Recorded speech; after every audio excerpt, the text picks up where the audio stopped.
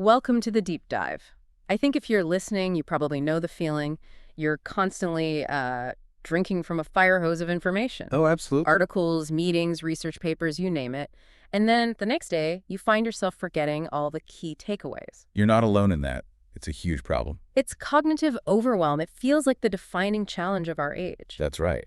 And our mission today is really to help you move beyond that cycle of, just passive consumption. We've synthesized a whole stack of sources, educational psychology, neurology, productivity, to give you the scientific shortcuts. The evidence-based techniques. Exactly, the techniques to actually achieve durable, high-quality knowledge. Okay, but before we jump into the solutions, I think we have to properly define the problem. We're talking about information overload, or I/O. And it's much more insidious than just having too many tabs open, isn't it? It really is. Our sources identify that it's not just one feeling. It actually builds up in 4 distinct compounding levels, and they could really damage your performance and even your health. 4 levels. Okay, let's break those down. Well, first you had sensory overload. Think of it as the constant buzz of notifications, the visual clutter of too many charts, just too much coming in. Right, the noise. That quickly leads to cognitive overload. That's the feeling that your working memory is just full. You can't process new ideas. You can't prioritize what's already there. So that inability to prioritize when everything feels urgent, that's cognitive overload setting in. Precisely. And if that keeps going, you slide into emotional overloads. You start feeling anxious, stressed out. You might even start avoiding the work altogether. And the final one. The final stage, the one with the most immediate impact, is decision fatigue. When you're constantly overwhelmed, the quality of your decisions it plummets.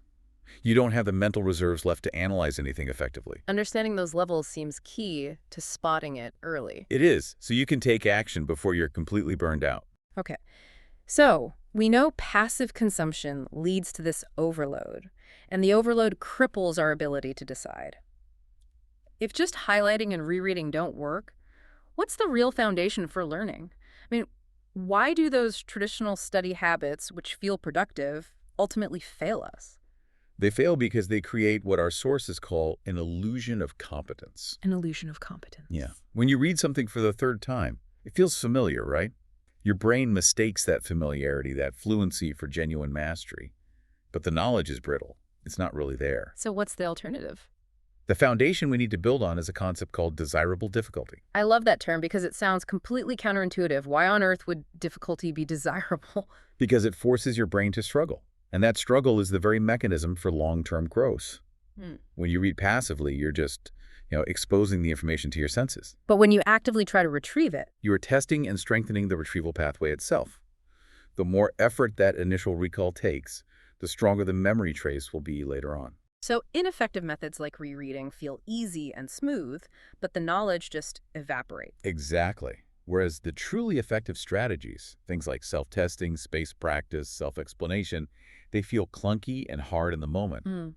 But that effort pays massive dividends in retention. And this difficulty principle, it ties into a larger framework, doesn't it? Something our sources call the hierarchy of understanding. It does, famously mapped out in Bloom's taxonomy. And there's a fantastic visual for this. Instead of a pyramid, think of it like a tiered cake. A cake. Oh. Learning is hierarchical. You have to have the skills at the lower levels of the cake before you can master the higher level. So what are the levels? The revised structure has 6 from the bottom up. Remember, understand, apply, analyze, evaluate, and then at the very top, create. And the key insight is that each one builds on the last. You can't analyze a system if you don't first understand its components, right? You got it. And this has intense practical application. If you're structuring a course or even just teaching yourself something new, the verb you choose for your goal, like analyze, it has to be equal to or lower than the overall goal. So let me try to make that real. Say I'm learning a new programming language. My current lesson is just on basic syntax and variables. That's the remember and understand level. Right. The foundation. I shouldn't get frustrated if I can't yet build a whole complex app, which would be create. Yeah, precisely. You need to respect the hierarchy. Frustration usually sets in when we try to jump tiers. Mastery means climbing the cake one level at a time. That is a fantastic way to frame it. Okay, so from foundation to the practical toolkit, let's get into the specific methods that turn that desirable difficulty into real knowledge. The first, and I'd argue the most powerful, is retrieval practice, or active recall. The core idea is called the testing effect. The testing effect. It means that the act of recalling an answer improves learning way more than just looking up the answer. This requires a complete behavioral shift for most of us. Instead of looking at the notes, you have to look away. How do you actually do that effectively? You have to force production without the notes. Mm-hmm. So if you're using flashcards, the key is to actually write the answer down or say it out loud before you flip the card. Don't flip it just because you think you know it. Exactly. That's the illusion of competence creeping back in. Another great method is what some call a brain dump. A brain dump? Yeah. Take a blank page and you write or sketch out absolutely everything you know about a topic, all the concepts, the definitions, everything. Before you look at your notes? Before you look. Then and only then, you go back and fill in the gaps, that moment of struggle.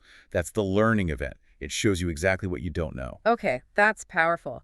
Now let's talk about the thing that tackles our temptation to cram, spaced practice. Space practice or distributed practice. It's just scientifically proven to be better for complex material.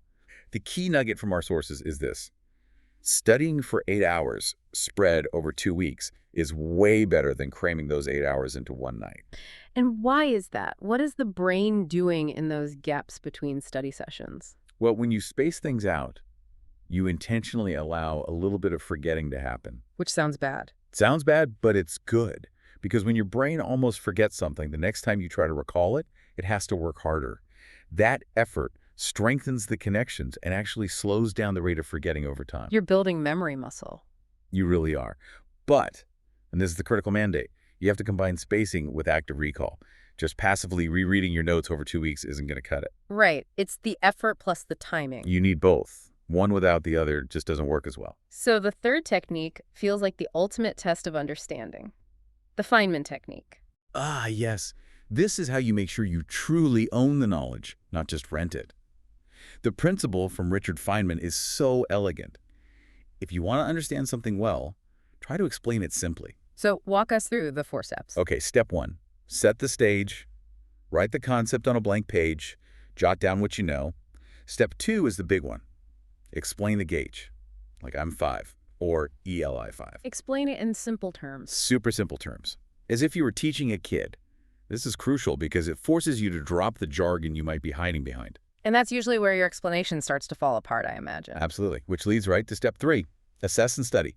You identify exactly where your explanation was weak or wrong. Then you go back to the source material to fix only those gaps. Very targeted. Very. And finally, step 4. Organize, convey, and review. You simplify any technical language that's left, and you review your new, much clearer explanation. You're forced to build a real mental model. The whole toolkit is designed to be effortful and measurable. But none of it works without that one ingredient that's just disappearing from modern life. Deep, uninterrupted focus. That is the perfect bridge to deep work, a concept Cal Newport really popularized. It's professional effort, performed without distraction, that pushes your cognitive abilities to their limit. It's the only mental state where these techniques can really flourish.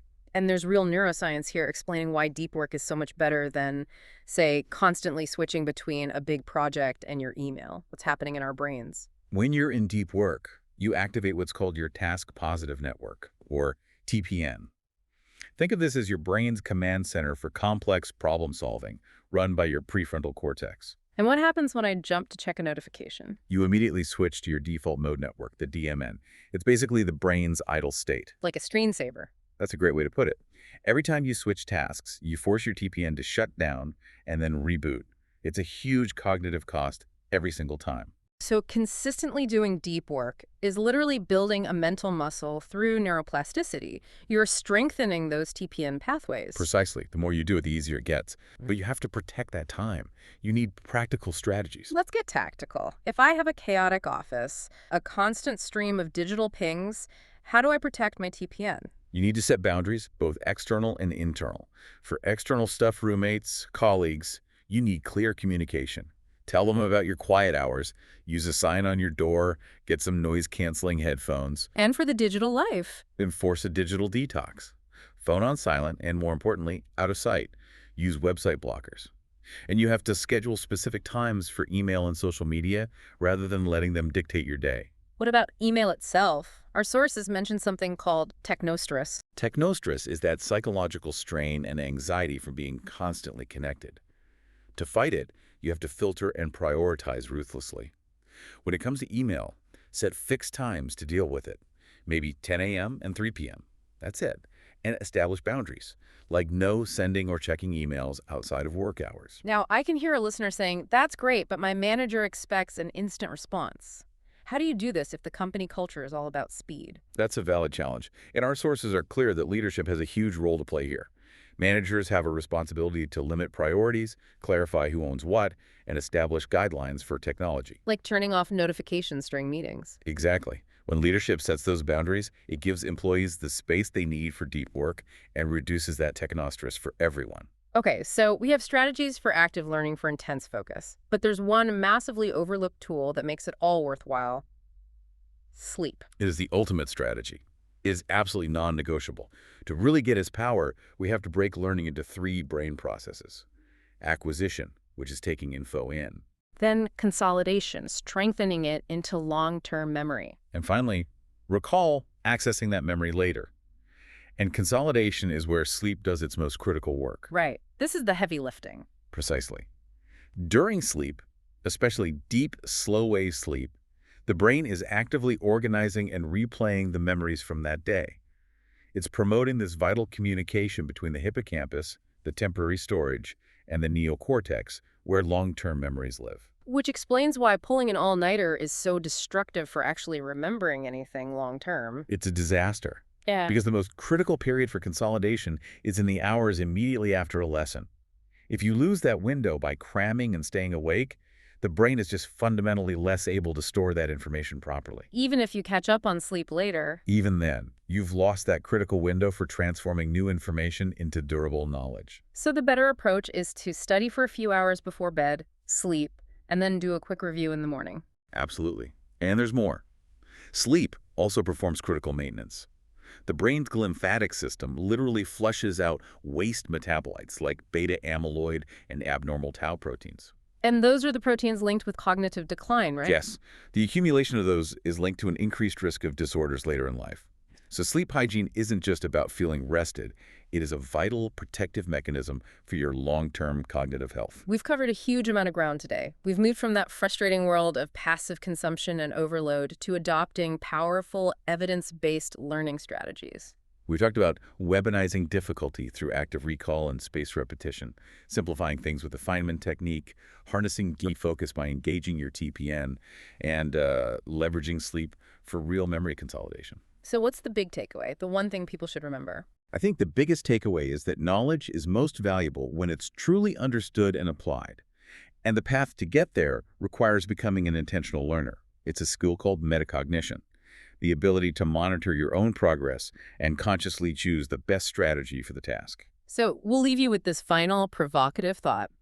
Don't treat your study time like grinding through a recipe that you just have to follow. Instead, start treating your learning sessions like you're running small, measurable experiments in a lab.